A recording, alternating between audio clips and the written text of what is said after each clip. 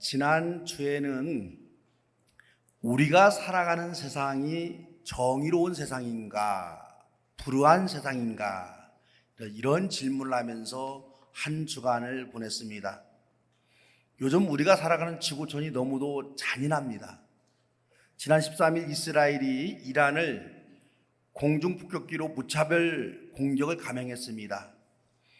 아직 이스라엘과 하마스 전쟁 기억이 생생히 남아 있습니다.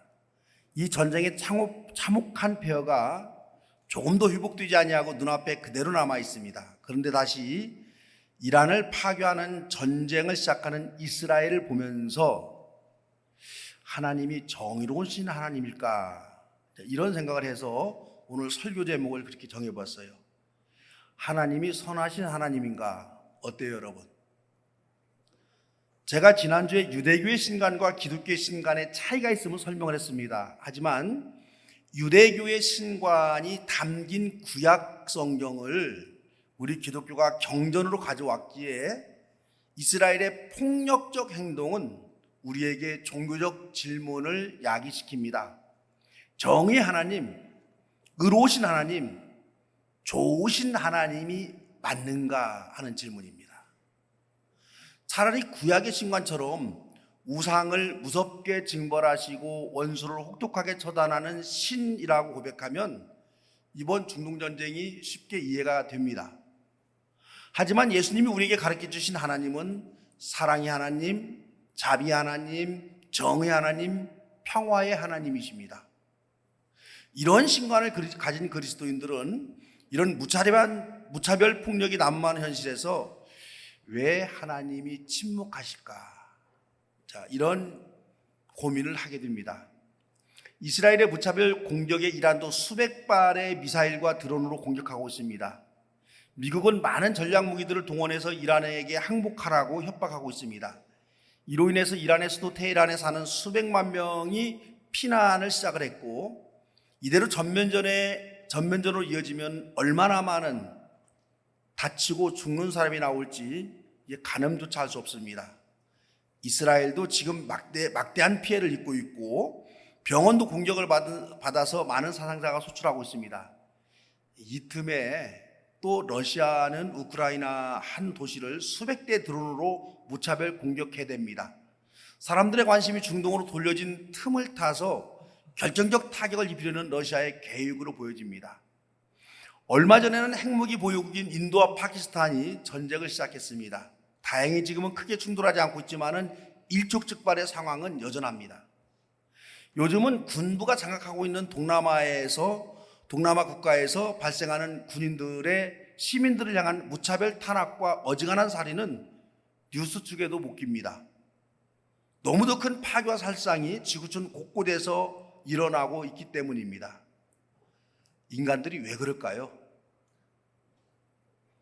6월은 호국 보훈의 달이기도 합니다. 이번 주는 유교가 끼어있는 주간입니다.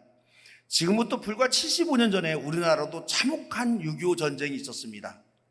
이 동족간의 전쟁에서 100만 명 이상이 죽었고 300만 명 이상이 다치고 1000만 명 이상의 이재민이 발생했습니다. 이 유교 전쟁통에 하나님은 어디 계셨을까요? 이런 곤혹스러운 질문에 신앙인들이 대답하기가 참 궁색합니다. 세상에서 악한 사건이 일어날 때마다 선하신 하나님은 어디 계십니까? 이런 질문은 오랫동안 대답하기 어려운 신학적 질문으로 남아 있습니다. 이런 악한 세상을 보면서 하나님이 선하다고 말할 수 있는가? 이런 문제를 다루는 이론을 신학적으로 신정론이라고 합니다. 그냥 단어만 읽고 있어요. 신정론. 이런 신학의 한 분야가 있구나. 신정론. 이 신정론은 대단히 중요한 신학입니다. 성숙한 신앙인들은 이런 신학적 이론에 대해서 분석하고 검토하고 이해하려는 노력들을 할 수 있어야 됩니다. 이 신정론은 문자 그대로 보면은 하나님은 의롭다, 하나님은 선하다, 이런 신학입니다. 그런데 이렇게 악한 세상에서 하나님을 의롭다고 말할 수 있는가? 이런 효적인 질문이 생깁니다. 세상을 지으신 하나님이 선하고 의롭다면 왜 세상을 파괴하는 재난이 닥치고 사람을 죽이는 끔찍한 사건이 끊이지 않고 일어나고 있을까요? 정말 하나님은 의로우신 하나님이실까요? 자, 이런 질문이 오늘 제 설교 제목입니다. 오늘 구약 본문은 예레미야 예언자가 지금 저희들과 똑같이 신정론에 입각해서 하나님께 질문하고 있습니다.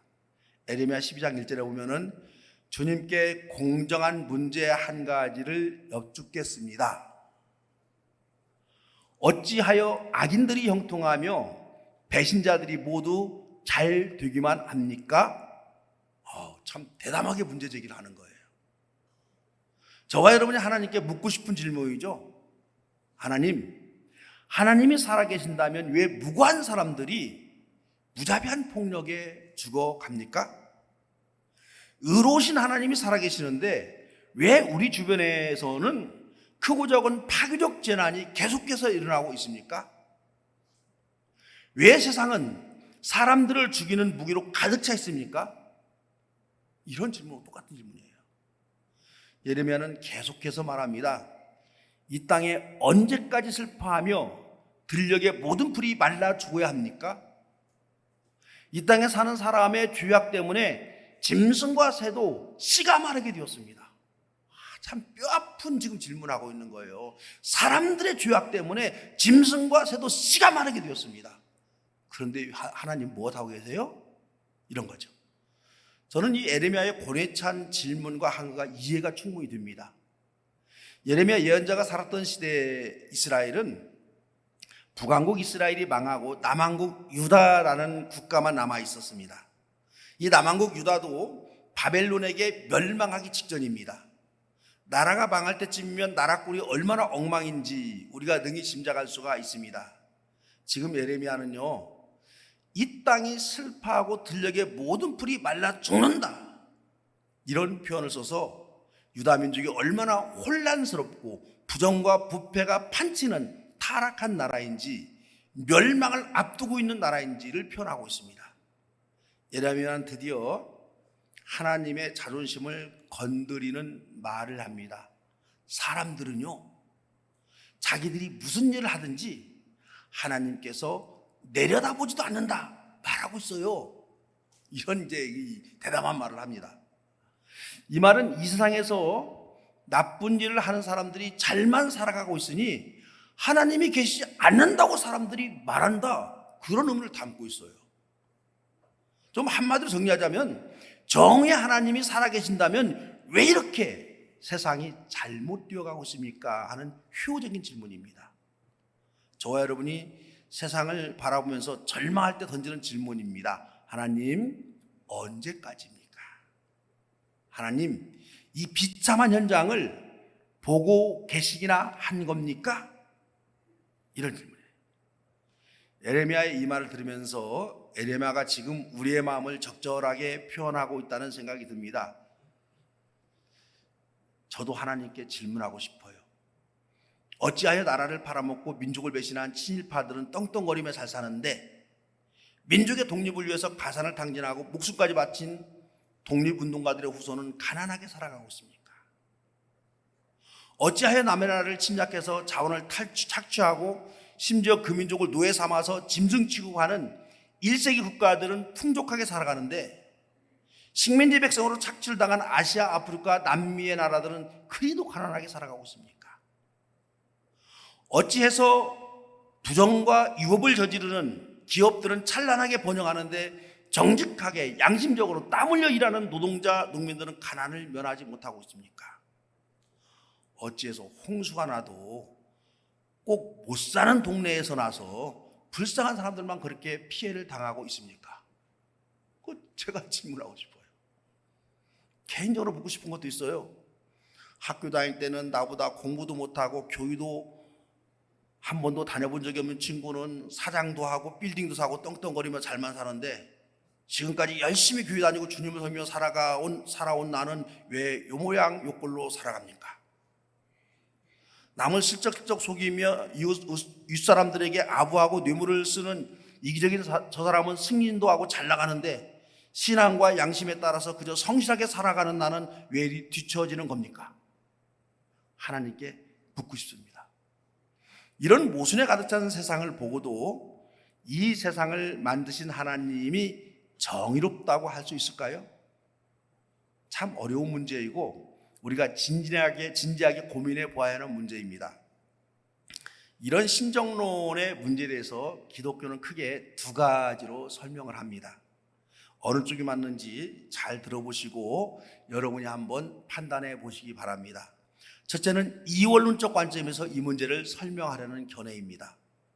이원론적 관점은 이 세상을 하나님과 사탄의 대결의 장으로 봅니다. 세상에는 선과 악이 항상 충돌하고 있습니다. 하나님은 선을 주도하시고 사탄은 악을 주도합니다. 이러한 선과 악의 충돌에서 어떤 때는 선이 이기기도 하고 어떤 때는 악이 이기기도 합니다. 악을 주도하고 있는 사탄은 성경에 타락한 천사라고만 나와 있지 근본은 잘 모릅니다. 종말에는 하나님이 이기시겠지만은 종말이 되기까지는 하나님과 사탄이 투쟁하는 장이 우리가 살아가는 이 세상입니다. 세상에서 일어나는 모든 악한 일들은 하나님이 아니라 사탄이 일으키는 사탄의 장난입니다. 이 악한 일들을 극복하는 일은 하나님의 역사입니다. 이런 관점에서 신정론을 설명하는 것이 이원론적 관점에서의 설명입니다.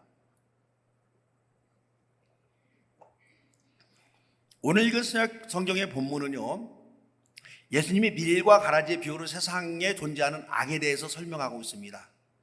예수님은 신정론에 대한 질문을 충분히 알고 있었습니다. 의로우신 하나님이 살아계시는데 왜 세상의 악은 사라지지 않냐고 활개치고 있나요? 이런 질문을 가진 제자들에게 예수님은 밀과 가라지의 비유로 악을 설명합니다. 밀밭에 원수가 와서 가라지를 뿌렸다. 가라지를 뽑으려 하니 밀도 뽑힐 염려가 있어서 주인은 그대로 두라고 말합니다. 추수 때 밀과 가라지를 구별해서 밀은 곳간에 거두어드리고 가라지는 불태워버리겠다고 말씀하십니다. 이 비유에서 나오는 원수는 누구를 말하는지 정확히 알 수는 없습니다. 다만 주인은 밀을 뿌렸는데 원수는 가라지를 뿌렸습니다. 그래서 밭에는 밀과 가라지가 추수 때까지 공존합니다. 이 세상은 주인인 하나님이 사람들을 선하게 살도록 인도하시는데 하나님의 원수가 사람들을 악한 길로 인도하신다는 비유적인 설명입니다. 추수 때인 이 세상 끝날까지는 선과 악이 공존하는 세상일 수밖에 없다, 이런 설명입니다. 두 번째는 불안 세상을 이론론적 관점에서 보는 견해입니다. 기독교의 신과는 일원론입니다. 이 세상의 신은 하나님 한 분뿐이십니다. 악한 신, 악한 사탄, 악한 근원은 독립적인 실체로서 존재하지 않습니다. 이 세상의 악은 인간의 타락과 인간의 탐욕에서 발생을 했습니다. 하나님은 세상을 선하게 창조하시고 바르게 사람들을 인도하십니다. 그런데 인간의 욕심과 욕망이 자꾸만 하나님의 선한 사역을 방해하고 인간 스스로 곤경에 빠지게 합니다. 세상에서 일어나는 모든 재난과 악한 사건들은 하나님을 떠나서 인간이 자신의 욕망대로 살아가려는 탐욕의 결과에서 출발합니다. 이렇게 설명하는 방법이 이론론적 관점에서 신정론을 설명하는 방법입니다. 여러분들이 판단하기에는 어느 쪽 설명이 더 타당하다라고 생각됩니까? 전통적으로는요, 이원론적 입장에서 세상에서의 악과 재난을 설명을 했습니다. 성경에서도 이원론적 관점에서 악을 말하고 있는 부분이 많이 있습니다. 하나님을 대적하는 악한 사탄이 존재하고 이 악한 사탄이 사람을 파괴하는 재난을 일으키고 사람을 잘못 인도한다고 그렇게 설명을 합니다. 이사야에서는 이 타락한 천사 루시퍼라를 사탄으로 보기도 합니다. 요한계시록에서는 하나님을 대적하는 사탄을 붉은 용으로 표현하고 있습니다. 성경이 쓰여질 당시의 세계관과 신학으로는 이원론적 설명이 쉽게 이해가 됩니다. 그런데 이제 현대로 올수록 이론론적 관점으로 신정론을 설명을 하고 있습니다. 이원론적 설명은 약점이 많이 있습니다. 유일신을 믿는 기독교는 성부, 성자, 성령의 삼위일체 하나님을 고백을 합니다. 그런데 악한 신이 존재한다고 한다면 다실론이 되어버립니다. 타락한 천사라 할지라도 천사는 인간이 아닙니다. 영적 존재인 천사는 신이라고 볼 수 있고 그래서 다실론입니다. 또한 하나님과 천사는 싸움의 대상이 되지 않습니다. 아버지는 아들을 훈계하고 가르치지 아들을 싸움의 대상으로 보지 않습니다. 창조주 하나님과 피조물 천사가 싸운다는 이론은 성립이 안 됩니다. 그래서 요즘은 이원론으로 신정론 문제를 많이 설명합니다. 하나님이 세상을 창조하시고 보시기에 참 좋았다, 이렇게 고백하셨습니다. 하나님은 아름답고 평화로운 세상을 만드셨습니다. 그런데 피조물 중에 인간의 탐욕으로 인해서 세상은 자꾸만 고장이 나고 악한 사건이 일어납니다. 이 세상에서 일어나는 재난과 파괴와 불행은 결코 하나님의 뜻이 아닙니다. 타락한 인간의 과도한 욕망과 탐욕으로 이런 재난과 사고들이 발생을 합니다. 이런 관점에서 현재 일어나고 있는 중동의 전쟁을 보면은 무엇이 문제인지 그 핵심이 여러분 눈에 보입니다. 대부분 언론에서는 이스라엘이 이란을 폭격한 이유는 이란이 핵을 만들어서 인류를 위협하려고 하기에 공격했다, 이렇게 설명하고 있습니다. 지난 날을 되짚어 보면 이게 얼마나 엉터리가 되는지 알 수가 있습니다. 2003년도 여러분도 아마 기억할 거예요. 미국의 부시 대통령이 이라크를 공격을 했습니다. 이라크를 공격한 이유는 이라크에 세상을 위험에 빠뜨릴 대량 살상 무기인 생화학 무기가 숨겨져 있기 때문이다, 그렇게 주장을 했습니다. 그런데 이라크를 침공해서 사담 후세인을 체포하고 이라크를 샅샅이 뒤졌는데도 이라크에 대량 살상 화학 무기가 없었습니다. 이 사실은 그 당시 미국이 대량 살상 무기는 잘못된 정보였다고 인정을 했습니다. 미국이 인정한 거예요. 근데 그것으로 끝입니다. 전쟁으로 죽어가고 파괴된 이라크와 그의 백성들에게 그 어떤 사과나 보상도 없었습니다. 사실은요, 이라크의 친미적인 정권을 세우기 위한 미국의 탐욕이 그 원인이었습니다. 미국 정부의 욕심이 수많은 사람을 파괴하는 전쟁으로 몰고 갔던 것입니다. 이스라엘이 이란을 공격한 이유는 이란이 핵무기를 개발해서 전 세계를 위험에 빠뜨리려고 하기 때문이다 주장합니다. 똑같아요, 이라크 공격한 이유랑. 이에 이란도 항변을 합니다. 자신들은 핵을 산업과 경제를 위해서 사용하려고 하지 무기를 만들어서 세상을 위협하려고 하지 않는다, 그런 겁니다. 이런 이란의 주장도요, 믿을 건 못 됩니다. 하지만 이란 공격 전날인 12일, 그러니까 13일에 이란을 공격했는데 12일에 이스라엘 국회에서는요, 이번 전쟁을 주도하고 있는 이스라엘의 수상 네타냐후의 불신임 투표가 있었습니다. 네타냐후는 지금 하마스와 헤즈볼라를 파괴한 전쟁의 참혹함으로 인해서 미국을 제외한 모든 서방 국가들로부터 유면받고 있습니다. 여기에 개인적인 비리가 터져서 이스라엘 국회에서는 네타냐후 수상에 대한 불신임안이 제출되었습니다. 이스라엘 국회는 120명으로 구성이 되었습니다. 네타냐후는 이 불신임안에서 120표 중 겨우 61표를 얻었습니다. 그러니까 한 표 차로 네타냐후의 불신임이 기각되었습니다. 이제 6개월이 지나야 다시 불신임안을 제출할 수가 있습니다. 이제 국회의원 한 명만 설득하면 네타냐후는 6개월 후 탄핵이 됩니다. 이런 정치적 위기를 맞이하고 있는 네타냐후가 투표가 끝난 다음 날 이란을 공격했습니다. 사실은 네타냐후의 정치적 야망과 욕심이 이번 전쟁을 주도하고 있습니다. 하지만 이번 전쟁의 원인은 여기서만 끝나는 게 아니었습니다. 네타냐후의 이 배후에는 이스라엘의 시온주의자들이 있습니다. 시오니스트라고 말하죠. 이 시온주의자들은 극단적인 유대주의자들입니다. 이들은 중동 지역에서 다른 종교를 가진 이슬람 국가들은 모두 쓸어버려야 한다라고 하는 극단적인 극우신앙으로 무장한 사람들입니다. 이들이 네타냐후를 적극적으로 지지하기 때문에 이란을 공격한 후로 네타냐후는 이스라엘의 영웅으로 지금 떠올랐습니다. 타종교를 우상숭배로 몰아세우고 우상숭배자들을 철저히 심판해야 한다는 무서운 극우신앙이 중동 전쟁의 이 밑바닥에 깔려 있습니다. 하나님을 심판하시고 처벌하시는 이런 편협한 무서운 하나님으로 이해하는 신관, 이런 신관을 가지고 있습니다. 이들은 타종교를 할 수만 있다면 억압하고 파괴하는 게 하나님의 뜻이라고 봅니다. 참으로 무섭고 잔인한 극우적인 신이해입니다. 이런 잘못된 이해와 정치적 욕망이 뒤엉켜져서 참혹한 전쟁을 불러오고 있습니다. 만일 이란의 핵폭탄 개발이 원인이라 본다면 이 문제는 얼마든지 타협과 협상으로 이끌어갈 수 있는 문제입니다. 이제 핵과 핵폭탄은요, 많은 나라에서 보유하고 있고 충분히 개발이 가능한 그런 시대가 되었습니다. 신정론에 대한 이론적 설명으로 우리의 남북 문제를 한번 생각해 봅시다. 남과 북의 분단은 하나님의 뜻일까요? 어때요, 여러분? 남과 북의 분단은 세상을 자신들의 발 아래 놓고 식민 통치하려는 미국과 소련, 그 당시에 두 제국주의의 뜻이었습니다.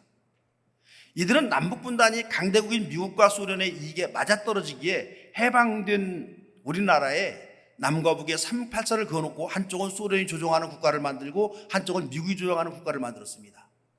더구나 6.25 전쟁은 여러분 하나님 뜻이 아닙니다.